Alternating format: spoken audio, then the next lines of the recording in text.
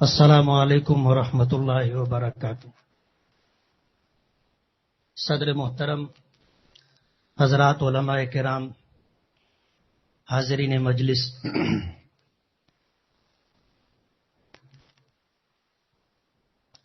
مجھے حکم دیا گیا ہے کہ اپنے مقالے کا اختصار پیش کروں۔ کسی لمبی چوڑی تحریر کا اختصار پیش کرنا واقعی بہت مشکل ہوتا ہے۔ یہ ہوتا ہے کہ کیا پیش کیا جائے اور کیا چھوڑ دیا جائے۔ کوشش کروں گا چند منٹوں میں اپنے مقالے کا اختصار آپ حضرات کے سامنے رکھ سکوں۔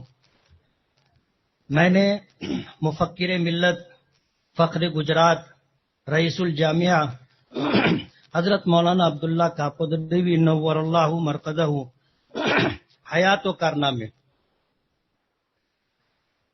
اس عنوان سیمینار کے اس عنوان پر میں نے جو عنوان لیا تھا کہ حضرت مفکر ملت کی عقابی نگاہ اور نصاب تعلیم کی جامعیت میں تجدیدی پیش رفت۔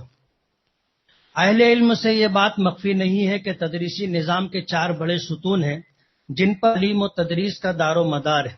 نمبر 1 طالب علم، نمبر 2 استاذ و معلم، نمبر 3 نصاب تعلیم، نمبر 4 سرپرست۔ لیکن حقیقت یہ ہے کہ نصاب تعلیم ہی دراصل تعلیم کو عمدہ اور اچھا بناتا ہے۔ نصاب تعلیم ہی زندگی کے رخ کو طے کرتا ہے۔ نصاب تعلیم میں دلچسپی کو پیدا کرتی ہے اور شوق کو بڑھاتی ہے۔ نصاب تعلیم ٹھوس ہو تو علمی استعداد بھی مضبوط ہوتی ہے۔ اگر نصاب تعلیم کمزور اور کھسکھسا ہو تو پھر علمی صلاحیت کمزور ہوتی ہے۔ نصاب تعلیم کے معیار کی بلندی انسان کو ترقی کی معراج عطا کرتی ہے اور نصاب تعلیم کے معیار کی پستی انسان کی قدر کو گھٹا دیتی ہے۔ یہ کہا جائے تو بیجا نہ ہوگا، نصاب ہی تعلیم کی جان ہے۔ نصاب میں جان نہ ہو تو تعلیم بے جان ہے۔ غرضے کے تعلیم و تدریس کے 4 ستونوں میں سے سب سے اہم اور ضروری نصاب تعلیم ہے۔ نصاب تعلیم کی خوبیوں میں جہاں اور بھی باتیں ہیں، وہیں یہ بھی ہے کہ نصاب تعلیم جامع ہونا چاہیے، جو زمانے کے تقاضوں کو پورا کرنے والا ہو، حالات کے اعتبار سے تغیر و تبدل کی صلاحیت رکھتا ہو۔ دینی درسگاہوں میں پڑھایا جانے والا نصاب تو دین و شریعت کی اصل قرآن و حدیث پر ہی مشتمل ہوتا ہے، لیکن ہمارے اکابر علماء و مشائخ نے جس نصاب کا انتخاب دینی درسگاہوں کے لیے کیا ہے، اس کی بڑی خصوصیات اور برکات ہیں۔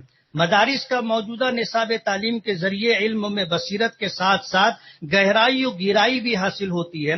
چنانچہ علوم منطق و فلسفہ، بلاغت، طب و تاریخ بھی اسلامی علوم کے نصاب میں نمایاں حیثیت رکھتے ہیں۔ ان کی ایک غرض نصاب تعلیم کو زمانے سے ہم آہنگ کرنا تھا۔ ذی شعور، درد مند ارباب تعلیم و تربیت اس نقطے کو خاص طور پر مد نظر رکھتے ہیں۔ اس سے ان کی شان تجدید نمایاں ہو جاتی ہے۔ حضرت مفکر ملت مولانا عبداللہ کاکڑ صاحب نے دارالعلوم فلاح دارین ترکسر کا جو نصاب تعلیم و ترتیب دیا تھا اور اپنے انتظام کی حد تک جس نصاب کے اجراء و احیاء کی ہمیشہ کوشش کرتے رہے، وہ دارالعلوم دیوبند اور ندوۃ العلماء لکھنؤ کا مشترکہ نصاب ہے، اور گویا کہ دیوبند و ندوہ کے نصاب کا معجون مرکب ہے۔ آپ خود فرماتے ہیں، ہم یہ چاہتے تھے کہ دونوں طرز فکر چلیں، دیوبندی اور ندوی دونوں طرز فکر کو ملا کر کے چلیں۔ الحمدللہ اس سے ہمیں بڑا فائدہ ہوا۔ فقہ کی جتنی کتابیں ہیں جس طرز سے دیوبند اور سہارنپور ڈابھیل میں پڑھائی جاتی ہیں، جیسے ہم نور قدور پڑھاتے ہیں، شرع وقایہ پڑھاتے ہیں، ہدایہ پڑھاتے ہیں، پھر مشکات المصابیح، اس کے بعد ہمارے یہاں دورہ ہوتا ہے۔ لیکن الحمدللہ اس طریقے تعلیم سے یہ فائدہ ہوا کہ ہمارے طلبہ ندوہ میں بھی جا کر داخل ہوتے ہیں، تخصص کے درجات میں بھی، عربی ادب کے درجات میں بھی، تو وہاں بھی کامیاب رہتے ہیں۔ اور اگر وہ دارالعلوم دیوبند چلے گئے، مظاہر علوم چلے گئے، تو وہاں بھی وہ آگے ہی رہتے ہیں۔ ہم نے بڑی کوششیں کی کہ دونوں مدرسوں کے نصاب کے مطابق طلبہ پر محنت کی جائے۔ حوالہ صدائے دل، جلد نمبر 4، صفحہ نمبر 264۔ آپ کے ان ارشادات سے بخوبی یہ بات واضح ہو جاتی ہے کہ آپ کی فکریں کتنی وسیع تھی، آپ کی نگاہ کتنی بلند تھی۔ آپ نے اپنی وسعت نظری و فکر کی بلندی اپنے طلبہ میں منتقل کرنے کی کوشش کی۔ چنانچہ آگے تو آپ یہ بھی فرماتے ہیں کہ پہلے ہمارے مقاصد یہ تھے کہ ہمارے یہاں ایسے فضلا پیدا ہوں جو لوگوں کو قرآن صحیح طریقے سے بہتر پڑھا سکے، امت کو صحیح عقائد سکھا سکے. یہ بہت اچھی بات ہے، لیکن اب دور بدل گیا اور اس دور میں ہمارے سامنے نئے نئے چیلنج آ گئے ہیں. اب ان چیلنج کا مقابلہ کرنے کے لیے ہمیں پوری تیاری کرنی پڑے گی. حضرت مولانا رحمت اللہ علیہ ہمیشہ طلبہ سے یہ کہتے تھے کہ جس سپاہی کو یہ معلوم نہ ہو کہ حملہ آور کون ہے تو دفاع کیسے کرے گا. آپ کو یہ جاننا پڑے گا کہ اس وقت اسلام پر جو فکری حملے ہو رہے ہیں وہ کیا ہیں، جسے عربی میں الغزو الفکری کہتے ہیں. حوالہ صدائے دل جلد نمبر 4 صفحہ نمبر 280. ایک دوسری جگہ فرماتے ہیں کہ میرے عزیزو، دراصل ہمارے ان مدارس عربیہ کی تاسیس کے وقت اللہ تعالیٰ کے فضل و کرم سے ہمارے اکابر نے یہ بات سوچی تھی کہ ہم ایسے مدرسے قائم کریں جن میں ایسے طلبہ تیار ہوں جو اسلام کا جھنڈا لے کر کے چلیں، اپنی زندگی کا مقصد اسلام کی خدمت بنائے، اسلام کے پیغام کو دنیا میں پہنچائیں، اور اس سلسلے میں جو بھی نئی چیزوں کو اختیار کرنا ضروری ہو وہ اختیار کریں. آپ چونکہ فکری اعتبار سے مکمل طور پر حضرت مولانا سید ابو الحسن علی میاں ندوی نور اللہ مرقدہ سے ہم آہنگ تھے، جس طرح مفکر اسلام اور انسانیت کی فلاح و بہبودی کے لیے ہمیشہ بلندی کی جانب محو پرواز رہتا تھا، اسی طرح مفکر ملت حضرت مولانا عبداللہ صاحب کا ذہن بھی اسی سمت چلتا رہتا تھا. مفکر ملت حضرت مولانا عبداللہ صاحب کا ایک احساس یہ بھی تھا کہ دیوبند اور ندوہ کے طرز پر کچھ کتابیں مطالعے میں بھی رکھی جانی چاہیے.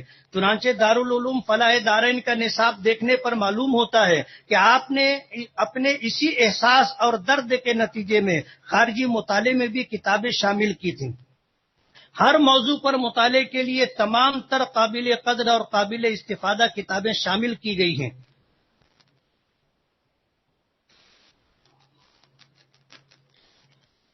دوسری طرف ازہر ہند دارالعلوم دیوبند کے علمی و فکری بحر ذخار سے قیمتی موتیوں کو چننے میں کوئی کسر باقی نہیں رکھی گئی ہے. حالانکہ دارالعلوم فلاح دارین کے بانی و مبانی مولانا سلیمان نورگت صاحب اور دارالعلوم ندوۃ العلماء کا نصاب چاہتے تھے، اسی لیے دارالعلوم دیوبند اور اس سے ملحقہ اداروں کے نقطۂ نظر پر کافی ادارے گجرات میں موجود تھے، لیکن فلاح دارین کی زمام کار جب مفکر ملت رحمت اللہ علیہ کے ہاتھوں آئی تو آپ نے نصاب کی ترتیب میں جہاں ایک حسن انتخاب کا نمونہ پیش کیا، وہیں فکر رسا، بلندی نگاہ اور روشن مستقبل کو پیش نظر رکھا، اور علوم عالیہ و شریعہ، قرآن و حدیث، فقہ و تفسیر میں دارالعلوم دیوبند کے نصاب تعلیم کو پیش نظر رکھا. تفسیر و حدیث اور فقہ کا مکمل نصاب اپنایا، اس میں کسی بھی قسم کی قطر بیونت کو روا نہیں رکھا.